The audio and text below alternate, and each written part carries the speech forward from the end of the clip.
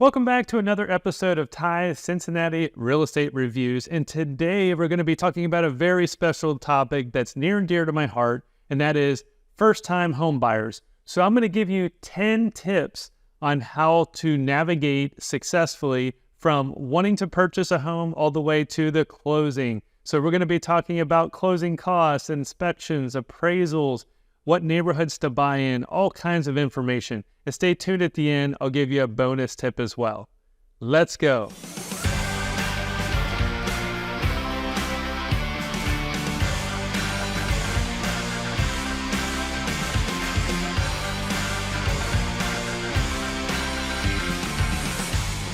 Welcome back. My name's Derek Ty with the Ty Group, and I've been selling homes here since 2004. So a lot of first-time home buyers and even buyers that haven't purchased in several years are asking the same question. How do I possibly purchase a home in today's market? It's so competitive, the interest rates are higher, there's less homes for sale. So I'm going to give you 10 tips today on how to successfully navigate the home buying market. So let's start with tip number 1, defining your budget. So the first step is to define your budget. You want to determine how much you can comfortably afford by considering your income, expenses, and long-term financial goals. Don't forget to factor in additional costs like closing costs, property taxes, and home insurance. Now, look at what you're currently paying in rent and see if you're comfortable with paying that monthly amount. And then consider that you'll also have to factor in things like utilities, water, sewer, gas, electric, garbage services, internet, TV, and make sure you have a cushion for any possible expenses that might pop up. Tip number 2, get pre-approved for a mortgage. Next, you want to get pre-approved for a mortgage. So this step will help you understand your borrowing capacity, how much you can afford, and also give you an advantage when you make an offer. One of the last things you want to do is go look at homes first, then fall in love with the house, and then find out later that you weren't approved for that amount, or it took a couple days to get the pre-approval letter and now the home is already under contract. So make sure to not pick a lender that's just, the cheapest one in town that claims they have the lowest closing costs or interest rate. There's many other factors to consider like closing costs, points, lender fees, title insurance, variable interest rate adjustments, and some other factors like, great customer service. You could potentially get a lender that claims to have all those things, but they never call you back, or they're not familiar with the purchase contracts here in the Cincinnati, Ohio area. So if you need a referral to a great real estate mortgage loan officer, give me a call at that phone number below or text me, and I will get you a great lender that I use here personally. Tip number 3, prioritize your needs and then wants. It's essential to differentiate between your needs and wants. So creating a list of features that are non-negotiable, such as the number of bedrooms, a location, or a proximity to school or work is super important. When you have this list, you'll stay focused and make better decisions throughout the process. I always tell my first-time home buyers that they should focus on the floor plan and size of the home before considering the cosmetic improvements.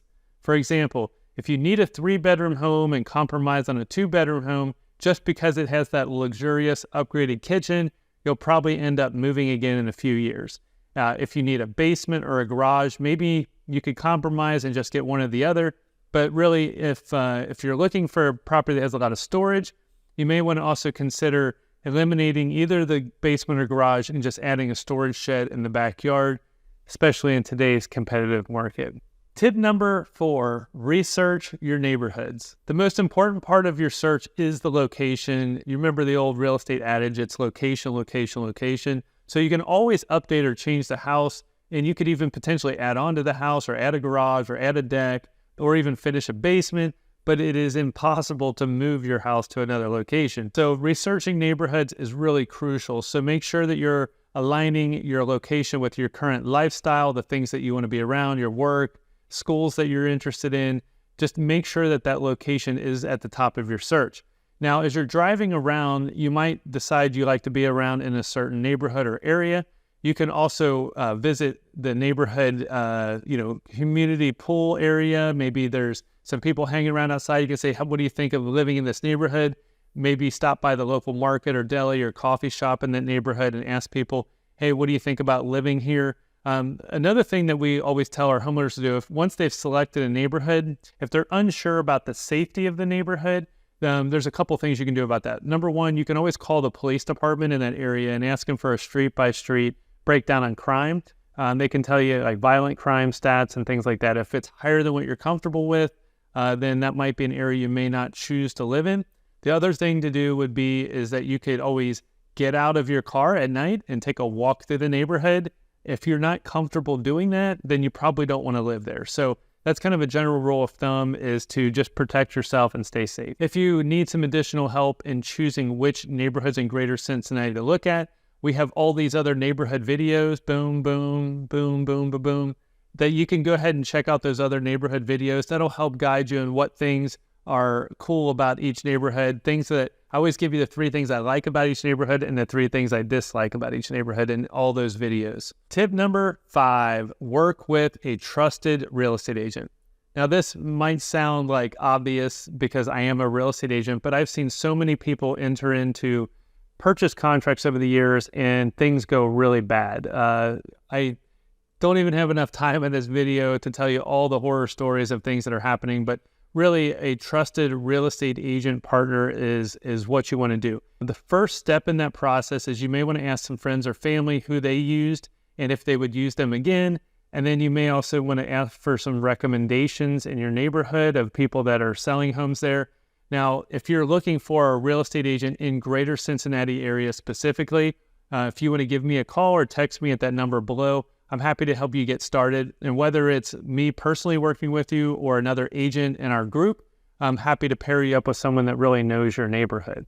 Now, what's another benefit for working with a trusted real estate agent professional? Well, you also want to make sure that they have availability, right? So if some real estate agents may be, oh, I'm the top agent in the world, but then they'll never call you back or they don't have time to show you homes. You want to make sure before you commit to a real estate agent that you are finding out what their availability is. So is it going to take them 24 hours to show you a home, 2 days, 3 days?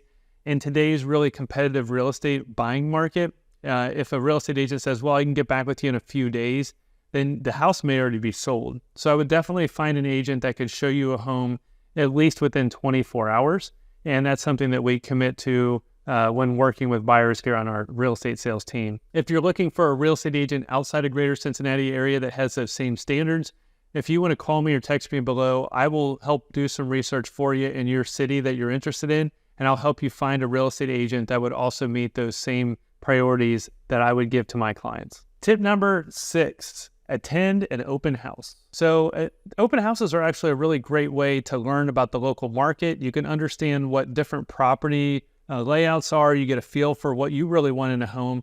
If you do go, make sure you take notes, ask great questions, and then use that opportunity to visualize your future in each of the houses that you visit. Just make sure that you let your host agent know when you get to the house right off the bat that you're working with a real estate agent, and give that host agent that agent's name and number for your contact information. For example, you walk in the door and Susie Smith, the realtor, says, "Hi, I'm Susie Smith. I'm with ABC Real Estate Company. Welcome to my open house." One of the first things you say is, "Hi, my name is Bob, and I'm working with Derek Ty with the Ty Group." And they'll say, "Oh, okay, cool. We know him. That's great." And then you go on in. And usually the agent won't call you 50 times after the open house and keep bothering you if they know that you're already working with a real estate agent. So it helps identify you right off the bat that you're already working with someone, and hopefully they won't keep calling you or asking for feedback and if you want to see other houses. Tip number 7, understanding the purchase contract and negotiating an offer. So understanding the offer and negotiation process is essential. You want to work closely with your real estate agent to make sure you craft a compelling offer that stands out to the other offers. Be prepared that counter offers and negotiations will probably happen, and it's wise to try to secure your best offer up front. And that way your sellers know that you're serious. Make sure that your agent explains all the details of the purchase contract. And here are the top 10 that we focus on most. Number 1, inspection. Make sure that your home inspection terms are clearly identified. Usually we can do a 7 or 10-day home inspection and then a few days to negotiate that after that. The inspection would include pretty much everything in the house. Number two would be the closing timing. Most times, if you're getting a loan, it's going to take 30 to 45 days just to close the loan. So that is important to make sure you put that in the purchase contract so that the seller knows how soon you're going to close. Number three, price. Obviously, to most people, this is the most important thing. But if they're asking $300,000 for the house and you're going to offer, 5% over, which is $315,000, then you would make sure that gets put right on the front. We also have an escalation clause that sometimes we use that says that you're going to pay the asking price of $300,000, but you will be willing to go up to $315,000 by an increment of at least $1,000 over the most previous offer before you. So if one offer comes in at $313,000 and you're paying $1,000 over that one, then that would mean that your escalation clause would go up to $314 and you've capped it at $315. So that's something that we can go over with you in person to help you negotiate. Number four, title insurance. So title insurance in the part of Ohio that we're in is optional. Some sellers will offer it as part of the purchase contract and sale process. Others don't. So you just need to make sure upfront if you want it, and if you want someone to explain to you what title insurance is, we can also hook you up with a title insurance salesperson, which usually works for the title company, and they can explain to you all the benefits of what a title insurance policy is. But this part of the process, you're just really determining if you want it, who's going to pay for it, and you put that into the purchase contract. Number five is appraisal. So a lot of times you're seeing homes that are waiving appraisals or doing appraisal gap coverages, or they just need to know that there's an appraisal in there. So if you're getting a loan on a property, 99% of the time, there are some exceptions, your lender will require an appraisal. So if you're offering $300,000 for this hypothetical home, then the bank's going to want to know that it's worth $300,000. If the appraisal comes in short of the number, then you need to have a strategy in place. And that's something you need to discuss with your agent. Are you doing an appraisal gap that you're paying for? Is the seller going to do it? Or is there some kind of hybrid in between?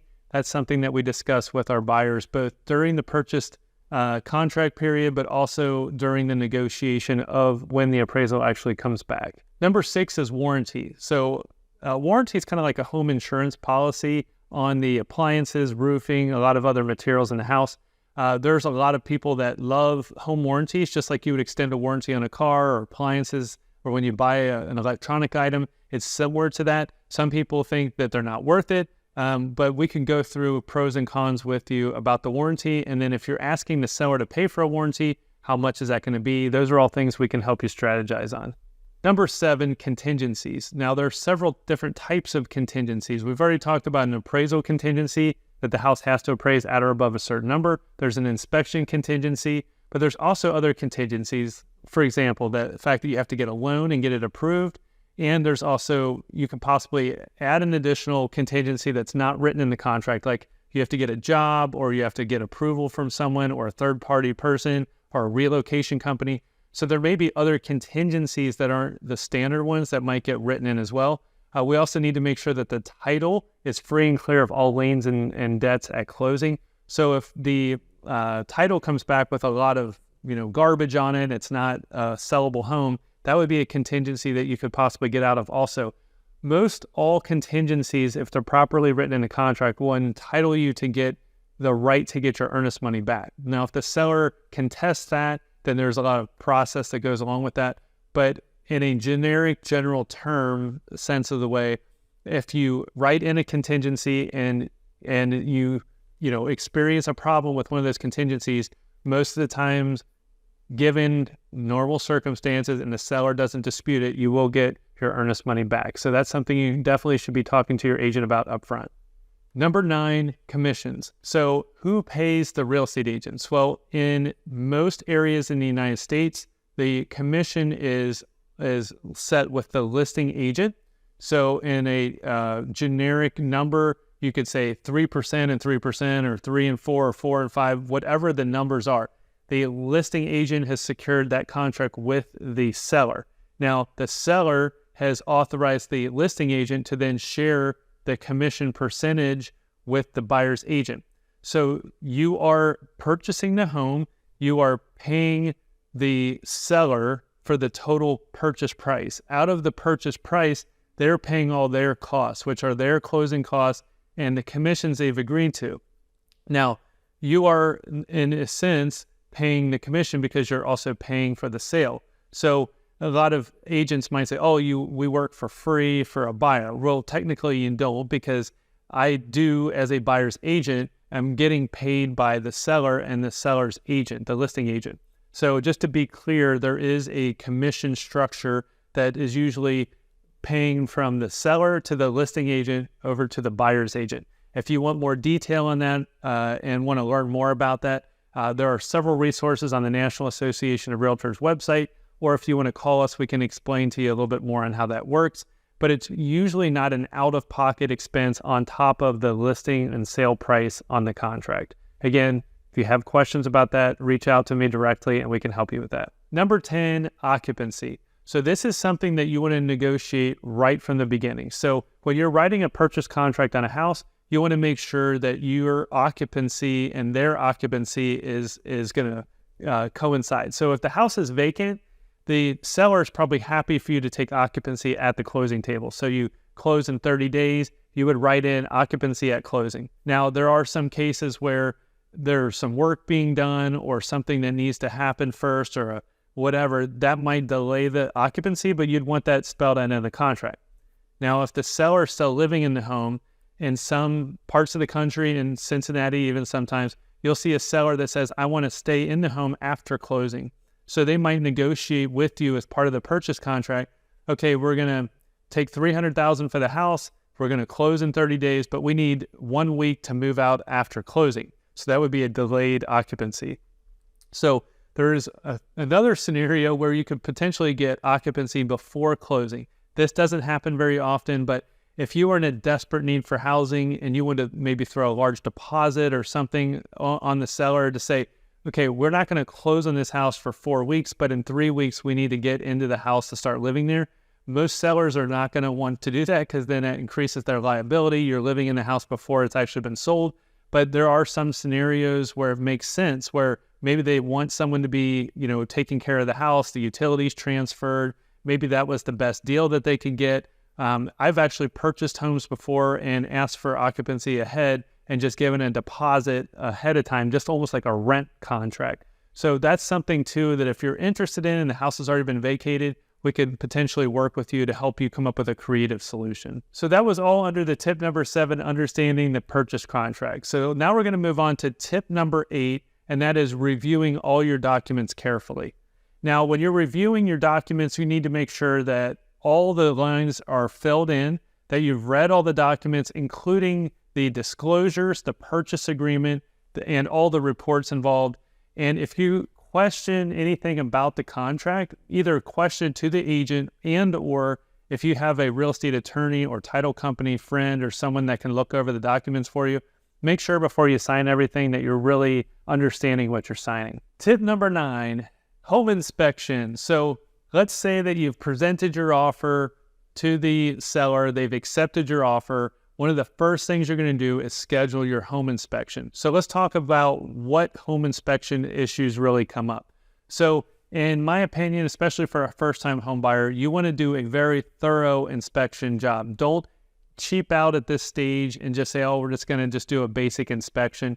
I would check out the heating and air conditioning system, the plumbing system, the roofing system, the foundation. Does the house have radon gas? Does it have termites or wood-boring insects or even like raccoons or critters or mice? Check out your electrical system, make sure it's up to date. All your windows, your fixtures, your appliances, and mechanical systems. You also want to check and see if it looks like there's been any water damage, electrical damage, fire damage, smoke damage to the house. Now, if you hire a great home inspector, they're going to do all this stuff automatically. Most of them are certified. But if you are curious about that process and you want a couple referrals, I can also refer you to a couple home inspectors and you could also interview them just like you would interview any other professional. But I highly recommend getting a home inspection. And then once you get those results, you discuss them with your agent and say, here's what the house looks like. Here's the things I'm comfortable with doing myself. Here's the things I want the homeowner to possibly fix.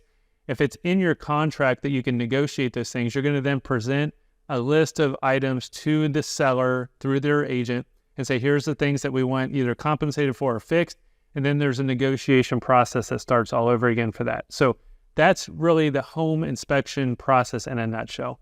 Tip number 10, we're at the end. Celebrate your new home ownership. So once you've gotten through the home inspection, the home appraisal, the title search, making sure that you've got all your closing costs in line, your loan's been approved, you actually show up at the closing table. It's a really fun day. We call it a signing party. And the seller should hand you the keys if you've got occupancy at closing. And now, congratulations, you're a new homeowner. So just go ahead and visualize that now. It will happen someday. Now, the home buying process is just the beginning. What you want to make sure you're doing is actually maintaining your home for years to come.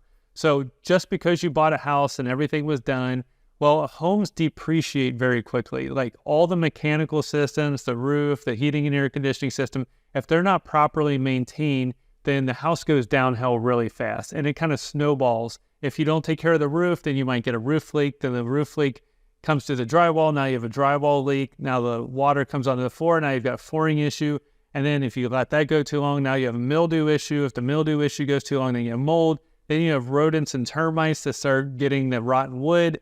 And then you might, stop using that room. I mean, I've seen this happen. Someone buys a beautiful home and they don't take care of it. And instead of it appreciating in value over time, like we've all seen in the last few years, the home actually depreciates and is actually worth less. You always want to have an exit strategy when you're buying a home. So someday your lifestyle might change. The people you live with might change. There's lots of reasons why people move. And you want to make sure your home's in sellable condition at all times. So once you've owned the home, 5, 10 years and it's appreciated in value, when you go to sell it, keep a record list of all those things you've been doing to keep the house in good condition, and it's going to pay dividends for you in the long run. Home ownership is great. I've been a homeowner for almost 30 years now, I guess, give or take. And I've been able to buy homes and sell them for more money. And I've been able to increase my wealth through real estate by buying and selling homes. And if you're thinking about this is the path for you, definitely give us a call at that number below. We'll set up a time to meet with you. We'll do what we call a buyer consultation. We'll check and see with you what you need and what you want and what areas of town you're considering. We'll help you get introduced to a good lender, title company, inspector, all the contractors that you're going to need to successfully purchase a home, close on the home, and then maintain the home in the long run. And then someday, hopefully you'll give us a call again and say, hey, it's time to sell. In the meantime, take another listen to this video. Make sure that you've kind of understood the buying process, and let's jump on a call or text me here at that number below. We hope you have an awesome day, and we look forward to hearing from you soon. Thank you.